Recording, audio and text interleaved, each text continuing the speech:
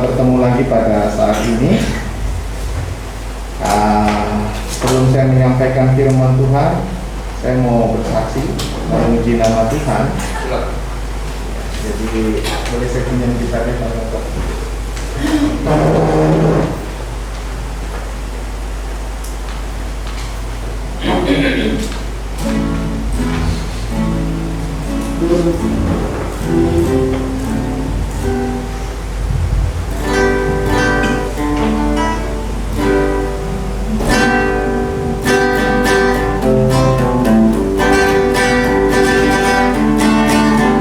Waktu dunia berakhir dan kiamat tiba, waktu sangkakala mengemar, waktu umatnya berkumpul di tempat yang mulia, waktu namaku dipanggil ku ada, waktu bunyi sangkakala, waktu bunyi sangkakala, waktu bunyi sangkakala, waktu namaku dipanggil ku ada.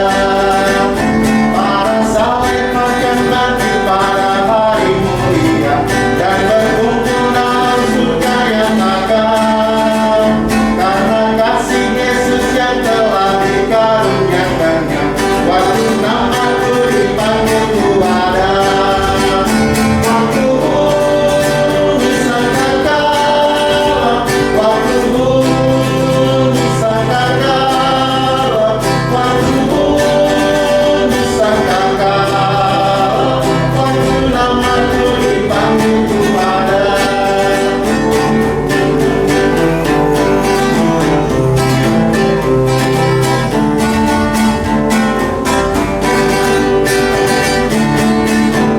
Mari kita melayani Tuhan hingga malam gelap. Mari terus bersaksi akan kasih-Nya. Bila hidup ini punah dan kerjaku pun genap, waktu namaku dipanggil ku ada. Waktu bunyi sangkakala, waktu bunyi sangkakala, waktu bunyi sangkakala, waktu namaku dipanggil ku ada. Waktu bunyi sangkakala, waktu bunyi sangkakala, waktu bunyi sangkakala, waktu namaku dipanggil ku ada.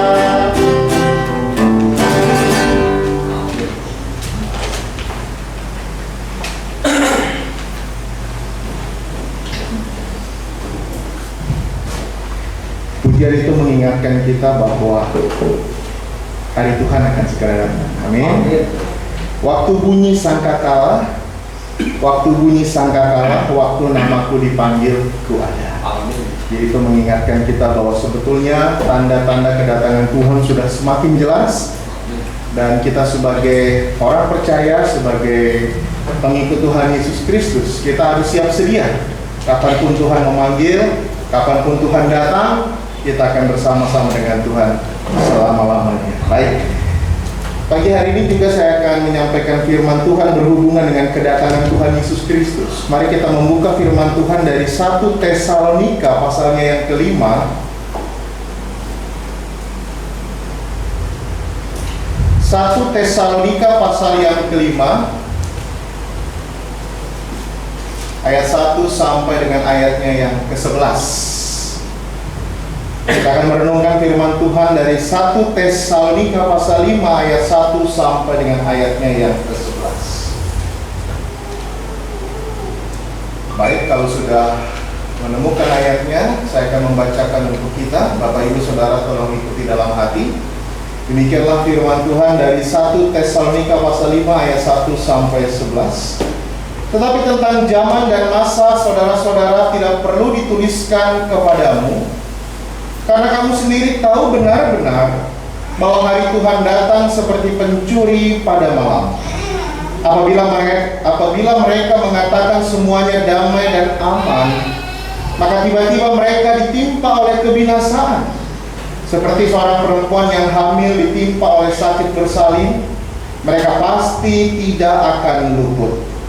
Tetapi kamu saudara-saudara, kamu tidak hidup di dalam kegelapan, sehingga hari itu tiba-tiba mendatangi kamu seperti pencuri. Karena kamu semua adalah anak-anak terang dan anak-anak siang. Kita bukanlah orang-orang malam atau orang-orang kegelapan. Sebab itu baiklah jangan kita tidur seperti orang-orang lain, tetapi berjaga-jaga dan sadar. Sebab mereka yang tidur waktu malam, dan mereka yang mabuk waktu malam. Tetapi kita yang adalah orang-orang siang, baiklah kita sadar, berbaju jirakan iman dan kasih, dan berketopongkan pengharapan keselamatan. Karena Allah tidak menetapkan kita untuk ditimpa murka, tetapi untuk beroleh keselamatan oleh Yesus Kristus Tuhan kita, yang sudah mati untuk kita, supaya entah kita berjaga-jaga, entah kita tidur, kita hidup bersama-sama dengan Dia. Karena itu nasihatilah seorang akan yang lain, dan saling membangunlah kamu seperti yang memang kamu lakukan. Kita berdoa. Bapa di surga, kembali kami mengucap syukur untuk kasih Tuhan yang luar biasa yang Tuhan limpahkan dalam kehidupan kami. Hingga pada saat ini kami ada sebagaimana kami ada, itu semua karena kasih Tuhan. Terima kasih untuk kesempatan di mana kami dapat bersama berkumpul di tempat ini. Kami sudah memuji Tuhan, dan tiba saatnya kami akan mendengarkan firman-Mu. Kami mohon Roh Kudus menolong, membimbing, mengajar kami, agar kami boleh mengerti firman-Mu, mengerti kehendak Tuhan yang Tuhan mau kami lakukan dalam kehidupan kami. Bantu juga hamba-Mu yang akan menyampaikannya, biarlah di dalam pimpinan Roh Kudus dapat berkata-kata sesuai dengan kehendak Tuhan saja. Terima kasih Bapa, ampunkan kami akan salah dan dosa kami. Kami serahkan waktu, tempat ini ke dalam tangan kasih Tuhan. Di dalam nama Tuhan Yesus Kristus, Sahabat Gembala Agung kami berdoa. Amin. Bapak, Ibu, saudara-saudaraku yang terkasih di dalam Tuhan Yesus Kristus, dari 1 Tesalonika pasal 5 ayat 1 sampai dengan 11 ini, memang surat Rasul Paulus pada jemaat-jemaat di Tesalonika memberikan peringatan dini akan kedatangan Tuhan Yesus yang kedua kali. Ya, kita tahu bahwa memang Tuhan Yesus sudah datang ke dalam dunia ini sebagai manusia. Ya, Dia lahir di Bethlehem, ya. Dia besar, Dia melayani, Dia menyerahkan nyawanya, Dia disalibkan, Dia naik ke surga, dan Dia berkata, saya akan datang kembali. Nah, disinilah penantian kita sebagai orang percaya, bahwa kita menantikan kedatangan Tuhan Yesus Kristus yang kedua kali. Bahkan ketika Rasul Paulus memberikan peringatan kepada orang-orang percaya di Tesalonika, bahwa mereka harus siap sedia, bahwa Tuhan Yesus akan segera datang kembali. Itu bisa kita lihat dari 1 Tesalonika pasalnya yang keempat, ayat 13 sampai dengan ayatnya yang ke-18. Dikatakan, jangan sedih tentang orang yang meninggal, jangan berduka cita seperti orang yang tidak punya pengharapan. Karena kita percaya bahwa Yesus telah mati, telah bangkit. Kita percaya juga bahwa mereka yang telah meninggal dalam Yesus akan dibangkitkan Allah, akan dikumpulkan Allah bersama-sama dengan Dia. Dan kita yang masih hidup, kita akan diubah, dan kita akan bersama-sama dengan Tuhan selama-lamanya. Itu yang diperingatkan Rasul Paulus dalam 1 Tesalonika pasal 4 ayat 13 sampai dengan 18. Bahkan 1 Tesalonika pasal 5 ayat 1 sampai 11. Dan 2 Tesalonika pasal 2 ayat 1 sampai dengan 12 juga, itu tentang kedatangan Tuhan. Oleh karena itu Bapak Ibu Saudaraku yang terkasih dalam Tuhan Yesus, hal ini dimaksudkan tidak lain adalah supaya jemaat-jemaat di Tesalonika tidak lalai dalam menantikan kedatangan Tuhan, namun selalu siap sedia. Dan peringatan ini juga bagi jemaat-jemaat pada masa sekarang, bagi pengikut Tuhan Yesus saat ini, agar kita juga tidak lalai menantikan kedatangan Tuhan. Namun sebaliknya, kita harus juga siap sedia dalam menantikan kedatangan Tuhan Yesus yang kedua kali. Bapak Ibu Saudaraku yang terkasih dalam Tuhan Yesus, apa yang Rasul Paulus tekankan dalam menantikan kedatangan Tuhan? Dan apa yang harus kita sebagai orang percaya lakukan sambil kita menantikan Tuhan Yesus. Dalam 1 Samuel pasal 5 ayat 1 sampai 11 ini kita akan belajar mengenai apa yang ditekankan di dalam kita menantikan kedatangan Tuhan, dan bagaimana sikap kita di dalam kita menantikan kedatangan Tuhan. Yang pertama, dari firman Tuhan kita diajar bahwa kita tidak perlu tahu kapan waktunya, sebab pasti Tuhan akan datang. Dalam ayat 1 sampai dengan ayat yang kelima, mari kita lihat kembali firman Tuhan ini. Ayat 1 sampai dengan ayat yang kelima. Tetapi tentang zaman dan masa, saudara-saudara, tidak perlu dituliskan kepadamu. Tentang zaman dan masa tidak perlu dituliskan kepadamu. Alasannya apa? Karena kamu sendiri tahu benar-benar bahwa hari Tuhan datang seperti pencuri pada malam. Apabila mereka mengatakan semuanya damai dan aman, maka tiba-tiba mereka ditimpa oleh kebinasaan seperti seorang perempuan yang hamil ditimpa oleh sakit bersalin. Mereka pasti tidak akan luput. Tetapi kamu, saudara-saudara, kamu tidak hidup di dalam kegelapan, sehingga hari itu tiba-tiba mendatangi kamu seperti pencuri. Karena kamu semua adalah anak-anak terang dan anak-anak siang. Kita bukanlah orang-orang malam atau orang-orang kegelapan. Bapak Ibu Saudaraku, orang percaya memiliki pengetahuan yang pasti akan kedatangan Tuhan. Dan itu memang berbeda dengan orang yang tidak percaya. Walaupun kita tidak tahu kapan tentang waktu, masa, detiknya, tanggalnya, tahunnya, bulannya, Tuhan tidak beritahukan di dalam firman-Nya. Tapi satu hal yang perlu kita ketahui bahwa Tuhan pasti akan datang. Amin. Tuhan pasti akan datang. Ya. Bahkan diberikan contoh sama seperti perempuan yang sakit bersalin, ya. Nah, di sini ada seorang ibu, ya, yang menolong dalam orang bersalin. Bahkan ketika istri saya hamil, ya, dan mau menanti kelahiran, dokter tidak bisa dengan pasti memberitahukan tanggal sekian, bulan sekian, jam sekian, ya. Tidak ada yang tahu kapan pasti. Hanya memprediksi atau memperkirakan waktunya. Bahkan bisa cepat, bisa juga lama. Benar Ibu, ya? Orang yang perempuan yang mau bersalin itu, ya, waktu-waktunya itu nggak tahu kapan. Bahkan kita disuruh seperti itu, ya, bahwa dikatakan, ya, kedatangan Tuhan itu seperti seorang perempuan yang hamil, yang ditimpa oleh sakit bersalin. Kita tidak perlu tahu mencari waktu kapan Tuhan akan datang, tapi satu hal yang perlu kita yakini adalah bahwa Tuhan pasti akan datang, sama seperti yang telah dijanjikannya, dan apa yang dikatakannya pasti terjadi. Amin. Apa yang dikatakan Tuhan itu pasti akan terjadi.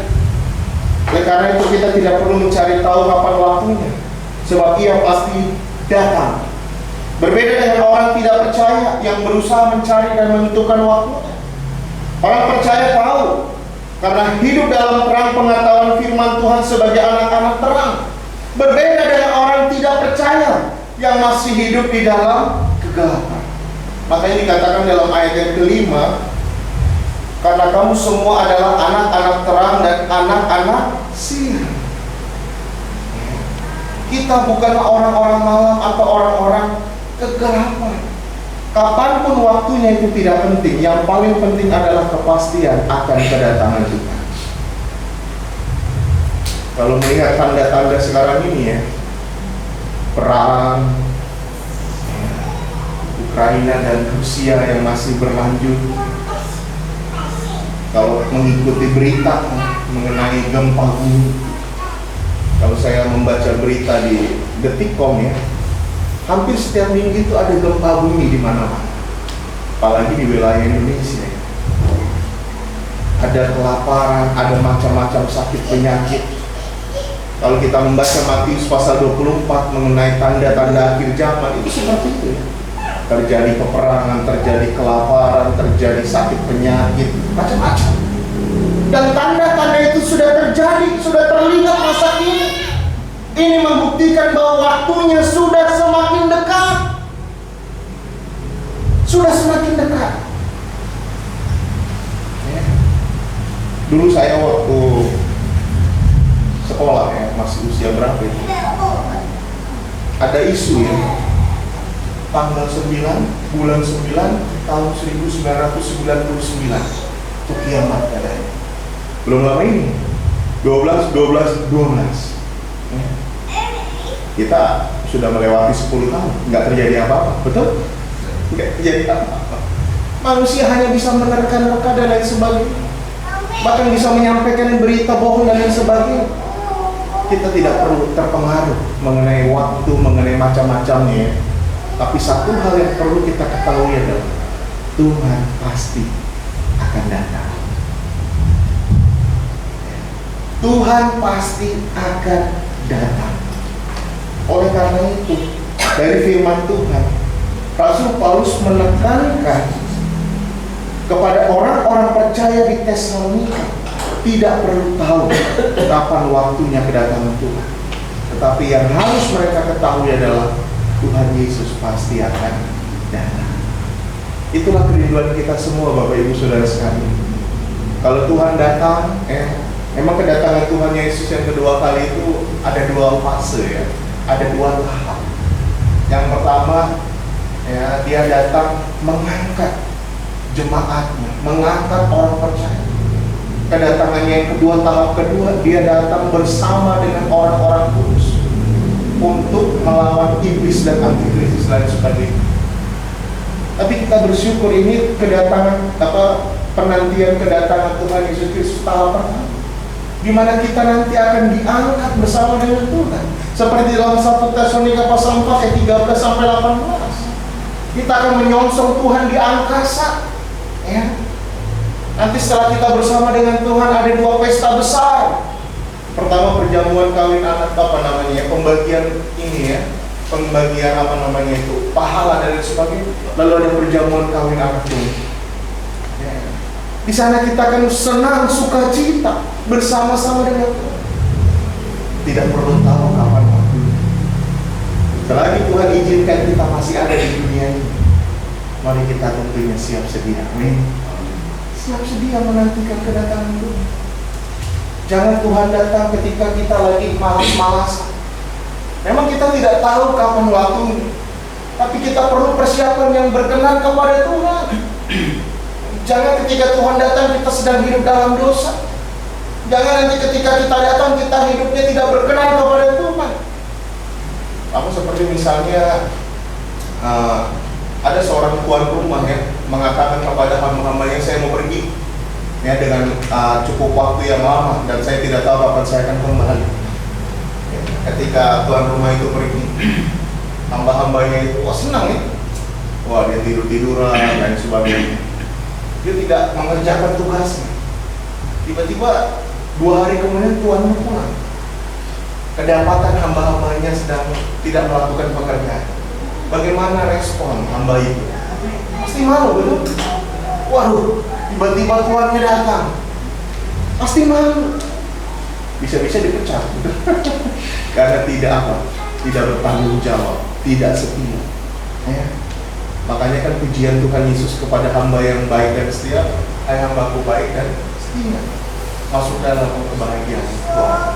Bapak Ibu Saudara yang terkasih dalam Tuhan Yesus Kristus, kapanpun waktunya itu tidak penting. Yang paling penting adalah kita tahu bahwa Tuhan Yesus pasti datang. Pasti datang. Yang kedua, sikap kita.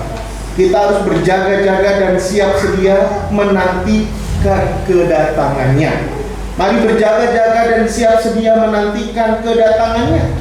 Ayat 6 sampai dengan ayatnya yang ke-10. Sebab itu baiklah jangan kita tidur seperti orang lain, tetapi berjaga-jaga dan sadar. Kita disuruh jangan tidur-tiduran, kita disuruh jangan malas-malasan, tetapi kita disuruh berjaga-jaga dan sadar. Sebab mereka yang tidur waktu malam dan mereka yang mabuk waktu malam.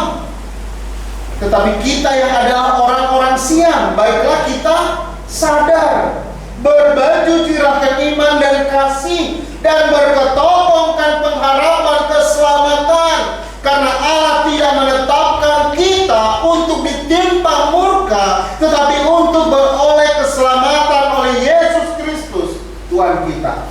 sudah mati untuk kita, supaya entah kita berjaga-jaga, entah kita tidur, kita hidup bersama-sama dengan Dia. Jangan samakan diri kita dengan orang yang tidak percaya, yang masih tidak sadar, artinya hidup dalam kegelapan. Kita adalah orang-orang terang, kita hidup di dalam terang. Kita harus berjaga-jaga dalam kesadaran kita. Hati-hati sebagai orang percaya. Kita bisa saja sadar secara jasmani, tetapi dalam keadaan tidur, artinya rohani kita. Bisa saja orang percaya sadar matanya, tetapi rohaninya tidak sadar.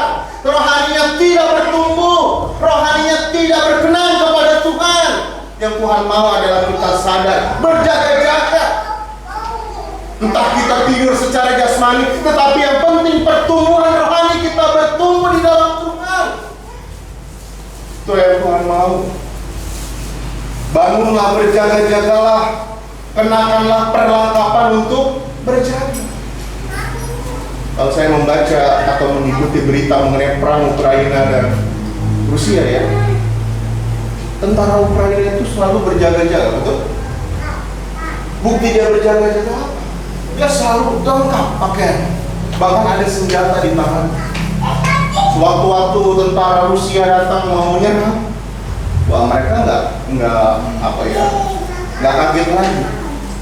Sudah ada persenjataan. Seperti itulah yang Tuhan mau. Bahkan di dalam buku Efesus kita ada perlengkapan rohani yang Tuhan mau kita gunakan dalam hidup kita. Bahkan di sini pun ada berbaju jirahkan, apa dikatakan? Iman. Bagaimana iman kita selama ini? Apakah iman kita bertumbuh di dalam Tuhan? Sudah berapa lama kita mengikut Tuhan? Bagaimana iman kita di dalam Tuhan? Cara kita berjaga-jaga dan siap sedia adalah iman kita kuat di dalam Tuhan. Sekalipun ada tantangan, sekalipun ada rintangan, tetap kita kuat di dalam Tuhan. Amin. Sekalipun dunia penuh dengan ketidakpastian, tetapi iman orang percaya selalu kuat di dalam Tuhan. Amin.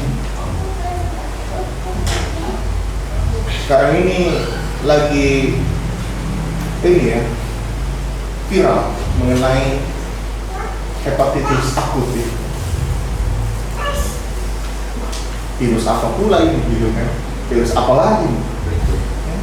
Dunia ini tidak ada kepastian. Dunia ini menuju kehancuran. Oleh karena itu, jangan kita bangga hidup dalam dunia. Kita perantau di dunia ini, betul? Tuhan nanti akan menjemput kita. Yang pasti, kita harus siap sedia, berjaga-jaga. Ketika Tuhan Yesus di Taman Getsemani bersama dengan para muridnya, 3 orang itu ya, terus mengatakan, tidak sanggupkah kau berjaga-jaga 1 jam dengan aku? Tidak sanggupkah kau? Roh memang penurut tetapi daging lemah, dikata. Pasti banyak tantangan dalam kehidupan kita yang bisa membuat iman kita lemah. Tuhan mau iman kita kuat. Makanya dikatakan berbaju jirahkan iman dan kasih. Iman dan kasih. Kita percaya kepada Tuhan, tetapi ada bukti kasih kita juga yang kita lakukan. Mengasihi Tuhan dan mengasihi sesama. Itulah sebetulnya ciri-ciri kehidupan orang Kristen. Mengasihi Tuhan dan mengasihi sesama. Horizontal dan vertikal. Bagaimana apa yang dia dikatakan ya, hukum yang paling utama dan terutama adalah mengasihi Tuhan Allahmu dengan segenap hatimu, segenap jiwamu, segenap akal budi dan segenap kekuatan. Dan hukum yang kedua yang tidak jauh seperti itu, yang sama seperti itu adalah mengasihi sesamamu manusia. Itulah inti dari hukum Taurat. Dan yang menggenapkan itu adalah siapa? Tuhan Yesus Kristus. Makanya firman Tuhan mengatakan di sini, tetapi kita yang adalah orang-orang siap, artinya adalah kita yang sudah diselamatkan Tuhan, baiklah kita sadar. Amin. Sadar. Saya harap kita semua pagi ini sadar ya. Artinya sadar adalah terbuka mata kita, tidak tidur ya. Tadi malam kita tidur, betul? Ya, tidak sadar. Iya. Saya pernah dioperasi ya. Sebelum dioperasi, saya dibius total. Kan ada bius yang lokal, ada bius secara ini ya. Bius waktu kecil ya. Jadi saya disuruh dokter, ayo deh, karena ada seperti kalau kita lihat itu seperti kayak balon. Coba bikin balon itu besar. Tarik dalam-dalam, keluarkan. Tarik dalam-dalam, ayo deh dikit lagi besar. Pagi itu ya, semakin kuat ya, saya tarik ya, semakin tidur ya. Tiba-tiba bangun dalam, wah, saya ada di ruangan ini ya, apa namanya itu, mau operasi ya. Gak banyak orang di situ. Saya kaget ya, saya lihat wah, nanti itu ada tindakannya yang harus dilakukan ya. Sadar. Ketika saya tidak sadar, saya tidak tahu apa yang dilakukan dokter itu ya. Membedah tubuh saya, menjahit tubuh saya, memotong bagian yang ada dalam tubuh saya. Saya tidak merasakan apa, karena saya tidak sadar. Coba kalau sadar, melawan saya, kesakitan dan lain sebagainya. Kadang dalam keadaan tidak sadar. Oh, mungkin kalau kita tidak sadar, artinya kalau kita tidak berjaga-jaga, kita tidak tahu. Bahkan iman kita semakin redup. Kita tidak bisa melawan keinginan daging. Hingga keinginan daging itu yang paling kuat dalam kehidupan kita. Bapak Ibu Saudara terkasih dalam Tuhan, mari kita bangun, berjaga-jaga. Kenakan perlengkapan untuk berjaga. Berbaju jirakan iman dan kasih. Berketopongkan pengharapan keselamatan. Ketopong kan ditaruh di kepala, betul ya? Apa yang harus ada dalam kepikiran kita? Bahwa kita adalah orang yang sudah diselamatkan Tuhan. Bahwa kasih karunia Tuhanlah yang menyelamatkan kita. Kita ada sebagaimana kita saat ini. Itu semua karena kasih karunia Tuhan. Berketopongkan pengharapan keselamatan. Bahkan kita bersyukur, orang percaya ditentukan untuk selamat, bukan ditimpa murka. Oleh karena itu, baik dalam keadaan jasmani, berjaga-jaga atau tidur, kita akan tetap hidup bersama-sama dengan Tuhan Yesus Kristus. Jadi apa yang ditekankan oleh Rasul Paulus ya, mengenai kedatangan Tuhan pada orang-orang percaya?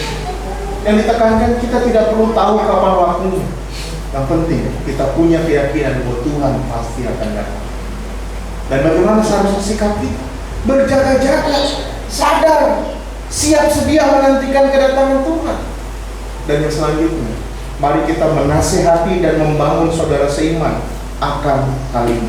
Dalam ayat 11, karena itu nasihatilah seorang akan yang lain, dan saling membangunlah kamu seperti yang memang kamu lakukan.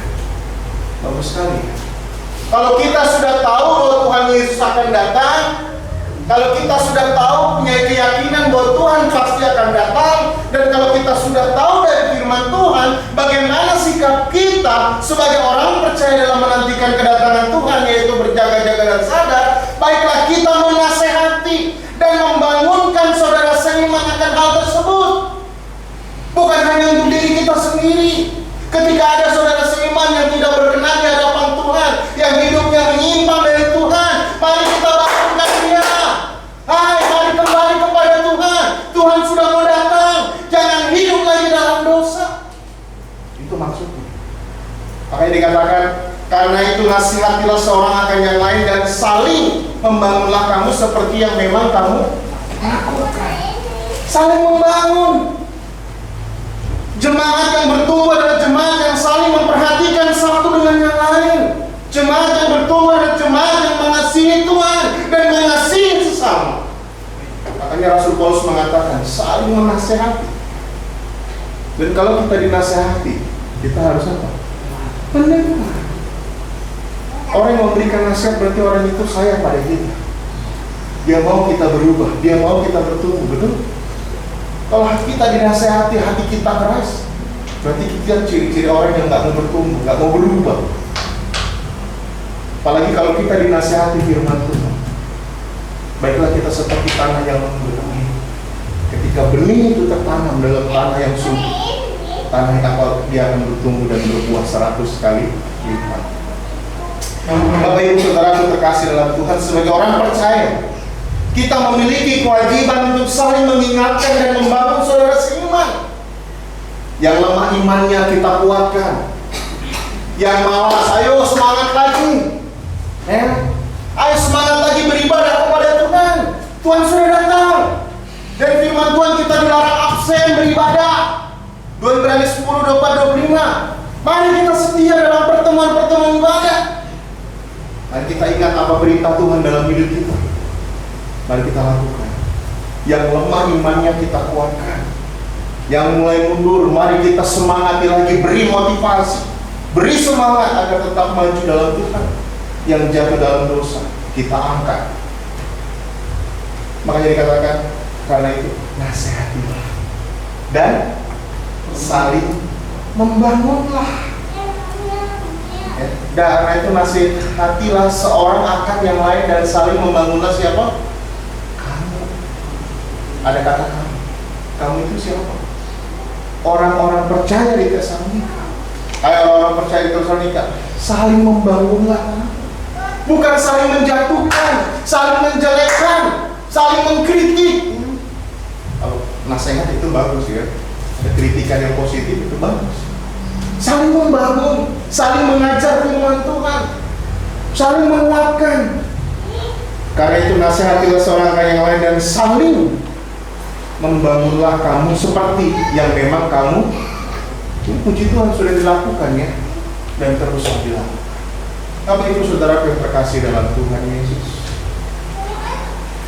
Tuhan Yesus pasti datang untuk mengangkat kita orang percaya. Amin. Tuhan pasti ada. Kalau saudara tanya saya kapan waktunya Pak Agus, saya tidak tahu. Hanya Tuhan yang tahu. Yang saya tahu dari firman Tuhan, kita disuruh apa? Siap sedia, berjaga-jaga di sana. Mungkin setelah ini Tuhan datang, kita nggak tahu, betul? Mungkin setelah doa penutup Tuhan datang, kita nggak tahu. Kita nggak tahu. Persiapan yang paling utama, persiapan yang paling penting, ada Tuhan Yesus dalam hidup kita. Itu persiapan yang paling penting. Kalau belum ada Tuhan Yesus dalam hidup kita, kita nggak akan lihat. Kita ketinggalan. Oh, yang lain sudah terangkat, saya masih di dunia. Wah, kita masuk dalam masa tribulasi, masa kesusahan besar. Ya. Yang percaya pada Tuhan sedang sukacita di sorga, amin, bersama dengan Tuhan. Persiapan yang paling penting adalah terima Tuhan Yesus dalam hati kita. Ada Yesus dalam hidup kita. Kalau kita sudah terima Yesus, pikirkan siapa orang yang saya kasihi belum ada Tuhan Yesus. Jangan mereka sampai tidak terangkat. Mungkin itu ibu kita, mungkin itu bapak kita, siapa? Saudara-saudara kita. Makanya Tuhan izinkan kita masih ada sampai saat ini. Tuhan mau kita bersaksi, amin. Tuhan mau kita memberitahukan kepada mereka bahwa Tuhan Yesus Juru Selamat. Tuhan Yesus adalah Raja di atas segala raja, yang akan memerintah selama-lamanya. Dan kita orang percaya akan hidup bersama dengan Tuhan. Bapak Ibu Saudara yang terkasih, pastikan bahwa diri kita memang sudah ada di dalam Tuhan. Kalau belum, buka hati saudara, terima Yesus sebagai Juru Selamat. Kalau kita sudah yakin akan keselamatan itu dan kita sudah percaya pada Tuhan Yesus, pikirkan siapa orang yang saya kasihi yang belum menerima Tuhan Yesus. Jangan mereka nanti binasa di neraka. Sama seperti Lazarus yang ada di pangkuan Abraham, orang kaya yang ada di mana? Binasa. Apa permintaan orang lain? Suruh Lazarus ke rumah mereka. Beritahu bahwa jangan sampai mereka ada dalam apa? Tempat mengerikan ini, tempat siksa ini dikatakan. Tapi apa kata Abraham? Ada pada mereka kesaksian para nabi dan artinya ada firman Tuhan, ada yang menyampaikan kebenaran. Biar mereka percaya. Biar mereka akan percayakan firman. Bapak Ibu Saudara terkasih dalam Tuhan, mari kita mendorong satu sama lain untuk setia menantikan kedatangan Tuhan. Ada seorang pendeta mengatakan, harus selalu siaga, karena kemungkinan Tuhan datang hari Minggu. Amin. Ada pendeta yang mengatakan ya, karena Yesus bangkit hari Minggu dan Tuhan juga akan datang hari Minggu. Siapa yang tidak datang di gereja hari Minggu, wah hati-hati. Sama seperti Thomas ya, waktu saya beberapa waktu yang lalu, akibat dia nggak ada dalam pertemuan itu, dia tidak melihat Tuhan, betul? Pada waktu kebangkitannya. Tapi minggu selanjutnya ketika dia ada dalam persekutuan itu, Tuhan hadir kepadanya. Sebenarnya kalau kita ibadah itu banyak berkat. Kalau kita setia beribadah itu banyak berkat. Berkat yang kita terima. Terlebih berkat dari apa? Firman Tuhan yang menguatkan kita. Bapak Ibu Saudaraku terkasih dalam Tuhan, mari kita tetap menanti kedatangan Tuhan dengan selalu berjaga-jaga. Karena dengan kita berjaga-jaga, dengan kita setia kepada Tuhan, ada upah yang akan kita terima. Dalam 2 Timotius pasal yang keempat ayat 5 sampai 8, orang yang setia mengikut Tuhan, ada mahkota yang Tuhan berikan, yaitu mahkota kebenaran. Biarlah firman Tuhan pada siang hari ini mengingatkan kita bahwa Tuhan pasti akan datang. Sikap kita berjaga-jaga, sadar, ya, dan menasihati seorang yang saling membangun seorang yang lain. Mari kita berdoa. Bapak, terima kasih untuk firman-Mu mengajar, mengingatkan kami tentang kepastian kedatangan Tuhan Yesus. Dan kalau kami melihat tanda-tanda dalam dunia terakhir ini, Tuhan, sesungguhnya apa yang dinubuatkan dalam firman-Mu sudah terjadi. Dan kami percaya bahwa kedatangan Tuhan sudah sangat dekat. Bapak, ajar kami, ingatkan kami selalu akan firman-Mu tentang berjaga-jaga dan sadar. Biarlah kami adalah orang-orang yang setia di dalam kami menantikan kedatangan Tuhan yang kedua kali. Terima kasih untuk firman-Mu Bapa. Biarlah Roh Kudus terus berbicara dalam kehidupan kami, mengingatkan kami akan pentingnya kami berjaga-jaga sadar dalam kami menantikan kedatangan Tuhan. Dalam nama Tuhan Yesus Kristus kami mengaku dosa kami, dalam nama-Nya yang kudus kami berdoa. Amin.